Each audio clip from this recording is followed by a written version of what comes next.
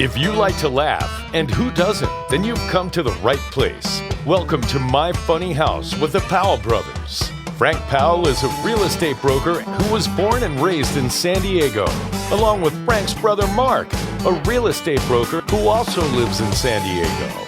Each week, the Powell brothers bring in a special guest comedian to share hilarious real estate stories so you can learn what can go really right and what can go really wrong with home improvements and home ownership. So now, let's get into it. With My Funny House, here are your hosts, Frank and Mark Powell on The Answer San Diego. Good morning, San Diego. Happy Saturday in this beautiful day in San Diego. It is gorgeous outside. I just want to introduce myself now. My name is Mark Powell, and sitting next to me is an empty chair.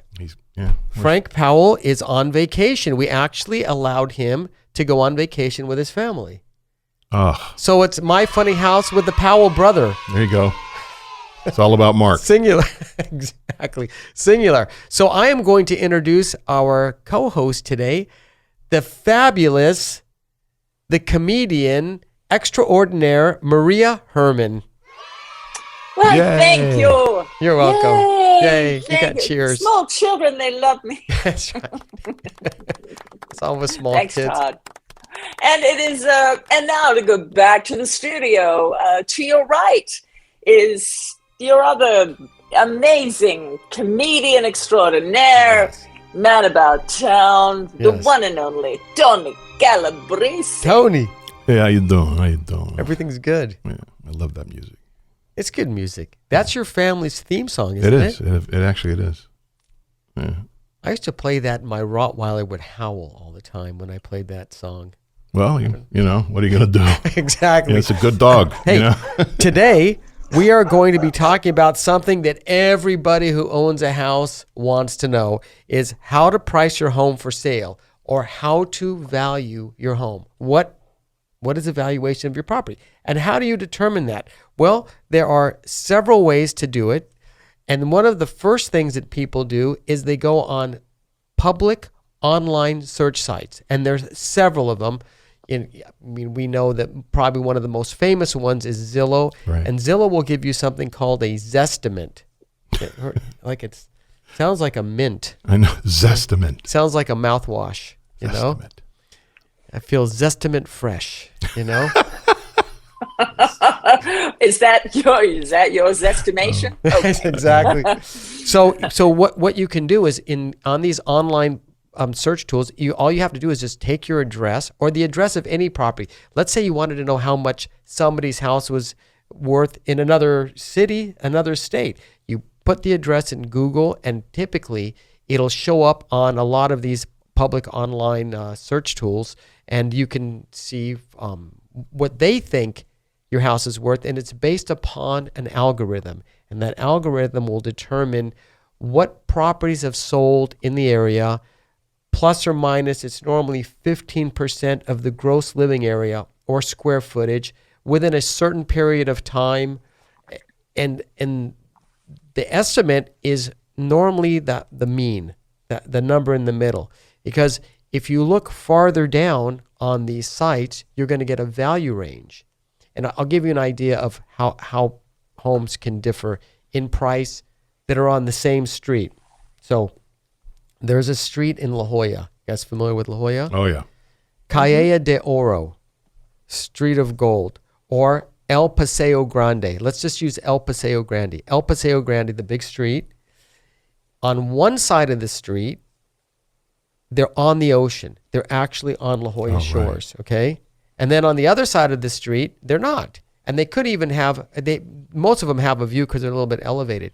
But I can tell you, the homes that are right on the water are substantially more, even though the home right behind them is just 20 feet away. It's on the other side of the street. So homes on the same street can vary based upon the view. And a view is something that's a subjective criteria. How much is a view worth? I don't know. You might like looking at the front porch of your neighbor rather than the ocean. You don't know. That would be strange. Yeah, it would be. You know? I want to know what Al Gore had to do with any of this, the Al Gore rhythm. I don't get it. I don't know. That's a lame joke. I don't even know why I said that. was a- I feel bad about myself right now, even for The saying. Al An Gore joke? algorithm. I'm sorry. That's so dated and so bad. Okay. I apologize to our audience for that. That's one. okay. We can explain it though. That's true. It has to do with the view. So on a house, when you're evaluating a house, there's certain things that are within the control of the seller and the owner, and certain things that are out of their control. And here's some more examples. So if I'm evaluating a house and it's located by where Maria used to live in Point Loma, remember? So if you're on the flight path, your house would probably be less expensive than a house that's maybe 1 mile north or south of that flight path, correct? You would think. Yeah. If you You would hope. Yeah, you would hope. These are things that these are out of control influences that determine the value of a house. So, are there power lines near the home? Is a home located on a busy street? That can make a big difference if the home's on a busy street. So, the best way to evaluate a house is to have a realtor go out to the house and do something called a comparative market analysis, or a CMA. And what they'll do is, they're typically experts in the field. Frank and I are both experts in the field to determine what similar homes in the neighborhood is sold for. We can set a valuation, but that valuation cannot be used for lending purposes. So you can't give it to a bank and use it for a loan. the bank will only take an appraiser's valuation. They will not take it. Why is that? So what? Go ahead. Well, Tony can explain why. Because we have a list of that we've worked with. They're certified. I mean, they go through a process that, I'm not saying that during 2007, 8, and Right. 9 there wasn't a lot of fishy stuff going on, but typically we have to have that.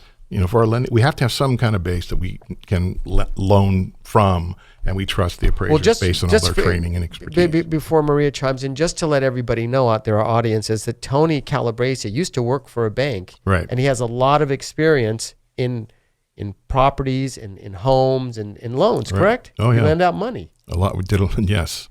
Yeah. And yes, I don't want to get off topic about what we're doing here. So, because we don't have much time, but the 2007, 8, 9 was an anomaly. But I think I'm a little concerned, even though I'm not in the field anymore, that we're seeing some of it now. I'm really worried with the way the prices are going and because there's no way people can borrow against the value of these homes without putting huge chunks of money down, because they can't be appraising at what they're asking for. I don't buy it.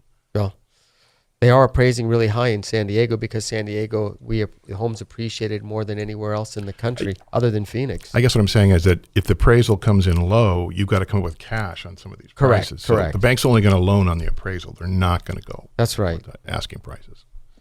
What do you think? I was just going to ask, what about, and this was my experience. What about that house that doesn't have a comp? Because they're out there and it's so hard. Yes. Here's the hardest part, like for me, as a homeowner, and I know that I'm just like every other homeowner out there. I think my house is worth more than what anybody is going to tell me it's worth. Because apparently I think I have all the knowledge in the world, and I've lived here. Yes. Don't you know, I know what this house is worth. I have this dream number in my head. Right. And I don't want to believe what a realtor's going to tell me, and I don't want to believe the comps that aren't even close, because my house is really special and you don't understand, right? I'm sorry, do I sound like any of your clients? You sound like all of them. That's exactly. This house, there's no other house like this. This is my house. But she wasn't wrong. No, she was right. You're absolutely right. So that's the mindset, right? So there's a couple ways to do that. So when you're evaluating a house, you get you have the subject property. That's the house that you want to determine the value on. And then you have comparable homes. And let's say that the house that you have doesn't have a swimming pool, but the house that just recently sold has a swimming pool. So what you do is you subtract the cost of the swimming pool from the comparable property. You never touch the house. You say, okay, if this house didn't have a swimming pool, what would it sell for? So let's say your house has a swimming pool and the house you're comparing it to doesn't have a swimming pool. Then you adjust it. How much more would this house would have sold for with a swimming pool? And you guys would be surprised. What if it just has a kiddie pool? What about a little pool? Like, how about, is that, how do you compare, like, no pool to pool? Okay. I was told if you had a pool, well, that just add an extra 10 grand to your house. Like, it costs a lot more than 10 grand to add a pool. Well, that would be a very big kiddie pool. But to add a pool, especially now. Maria, you're so right. Because a swimming pool, if you had to build one, they start right around $60,000, $70,000. I was going to say. Right. But if you do an adjustment, depending on the kind of pool, it's like $10,000 or $20,000. So because a lot of people, they don't want a pool. Because if you get a pool, you got to hire a pool guy. You got to put chlorine in it. You got to run all the electricity. You got to change the filter. So a pool actually adds money to your monthly bill. You got to rent children and everything to put in the pool. It's just... I hate that. And if you have a pool... That's the worst part, right, Maria? And the insurance goes up. You never know what you're going to get. Those noisy ones, they like to throw things. And they drown and stuff. I mean, so with a comparable market analysis, the typical parameters that we'll use to determine the value of a house is plus or minus 15 to 20% of the square footage within a 1 mile radius of the property. So you only want to get homes in the 1 mile radius and within the same zip code of the property. And then the last thing is age. You're going to do, you want to try and get an Why age do they have to bring my age into this? This is just, what? It's just not fair. It's not fair. I don't want to tell anyone. Like age discrimination. It does. And my weight. They always bring my weight into it. The heck? So they're not going to bring the sellers. Well, aren't we buying by the pound? They're not going to bring in the sellers. I weigh 500 pounds. Give me more money for my home. Exactly. Yes. The floor is reinforced. I get it. Okay, so once you do that, you're going to search around for comparable properties. You're going to pick the homes that are the closest in comparison to the property. Maria, you brought up a good point. What if you have a house, let's say, for example, you own an 11,000 square foot home in Point Loma, and everybody else around you owns a 4,000 or 5,000 square foot home. How do you price that? But that's when you have to make your adjustments for square footage. But typically the house that has that's that big may have a lot of other really good stuff on the inside. So it may have the Viking refrigerator, the Wolf, an actual Viking. I mean, there's a lot of things. I was there. I saw it. That was my favorite part. I saw it. I didn't want to have to part with that Viking. I did see that. So that's one way. So look, we've already two ways to determine how to evaluate your house. You can go online. You can look on one of the online public search sites. We've mentioned Zillow. There's also some other ones that are out there. You can ask a realtor to do something called a comparative or a comparable market analysis. Those are interchangeable. And that realtor who has knowledge of the area will produce this document and give you an idea of what your home is worth. The other way to do it is ask for something called a broker price opinion, which is a little bit different because a broker price opinion looks just like an appraisal report. And that's what Tony was talking about, banks would call up realtors in the area and go, give me a BPO, broker price opinion, because I need to determine what the value of this home is because it's in foreclosure and we're going to sell it now. And they didn't want to pay the $450 or $500 for that. But the difference between the appraiser and a BPO is that an appraiser has to be approved by the board of directors of the bank. There's a list of approved appraisers. We do a lot of research on them. A BPO is just coming from the broker. Correct. Which it could be one of your customers. Right. It's a price opinion. Right. It's an opinion. And an appraisal is, and so the next one that Tony's talking about is an appraisal. And we're going to go into detail on all of these in just a bit. But in the appraisal report, the reason why those hold more weight than a BPO or a CMA is because you can use that for lending purposes. Right. It's an official document. So sometimes when we have a client that, like Maria, who says, my house is worth this, but everybody else is saying, well, it's probably worth this, and there's a discrepancy, a substantial discrepancy. We'll hire an independent appraiser to come in there and go, okay, well, what do you think? And then based upon the appraisal report, we can determine what a good direction to go is. That some of the things that will make a home appraise higher. What do you think those things are? Well, you got to have a Viking. You have a Viking in the kitchen. Yes. Yeah, cooking some type of weird There Norwegian you go. food. Exactly. So That's great, Todd. So the upgrade. So here's things that if a person really wants to increase the value of their home, putting solar on a house. That's a big one. Upgrading the electrical system. That's a big one. Having a brand new roof. That's another big one. Those things are things that would substantially increase the value, increasing the square footage.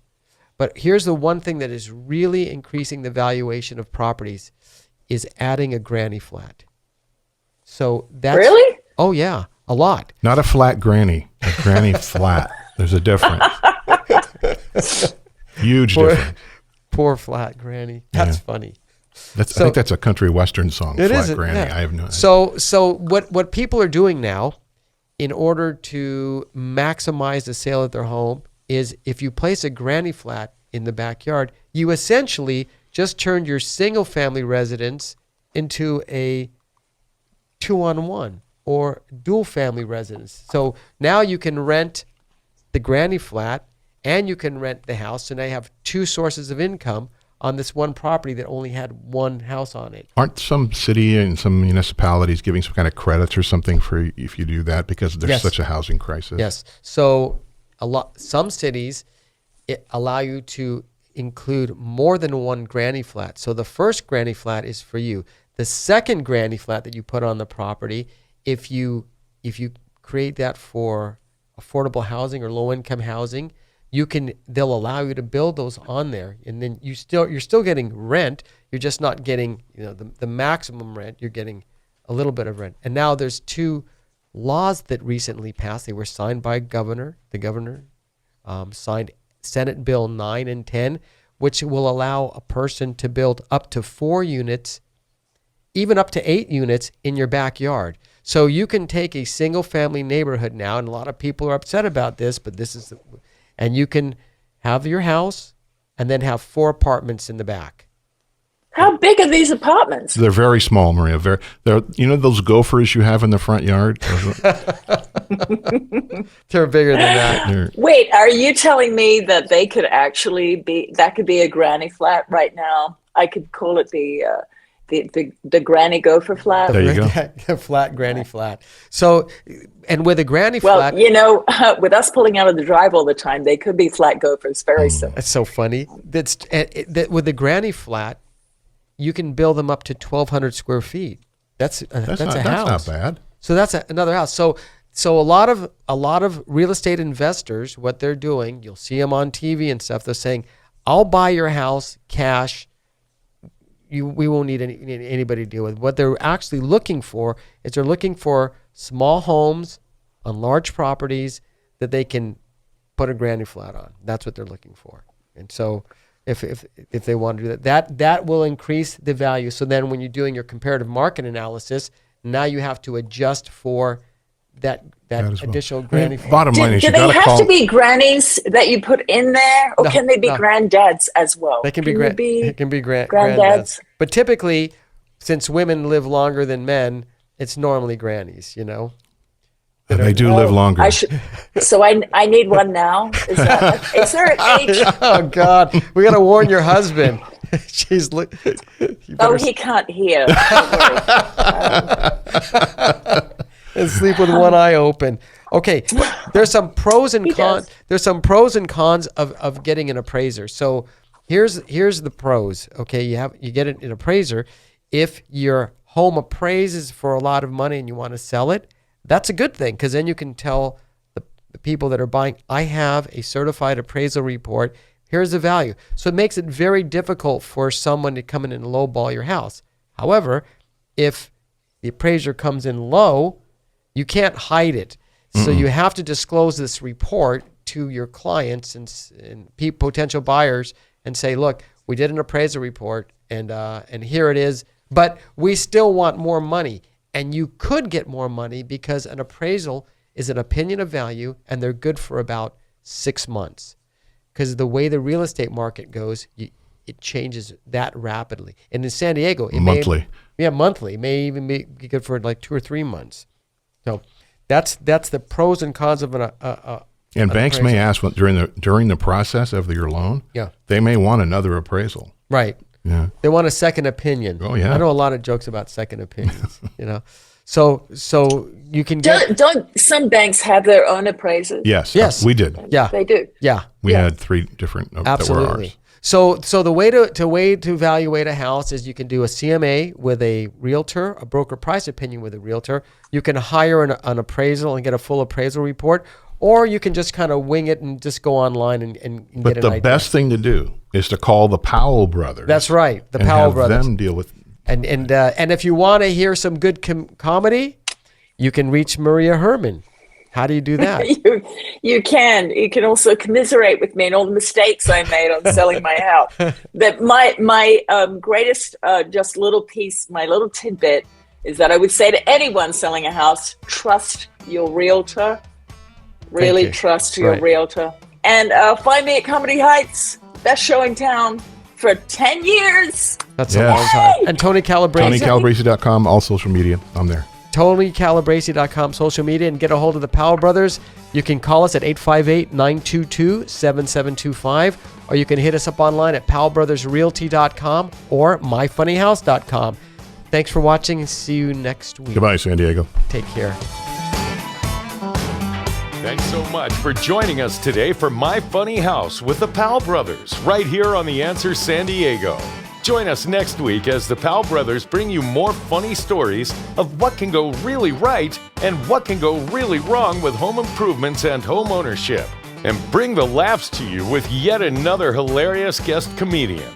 To find out more about the Powell brothers, be sure to check out their website at powellbrothersrealty.com, or you can visit myfunnyhouse.com. Again, thanks for being with us, and we'll see you next week for My Funny House on The Answer San Diego.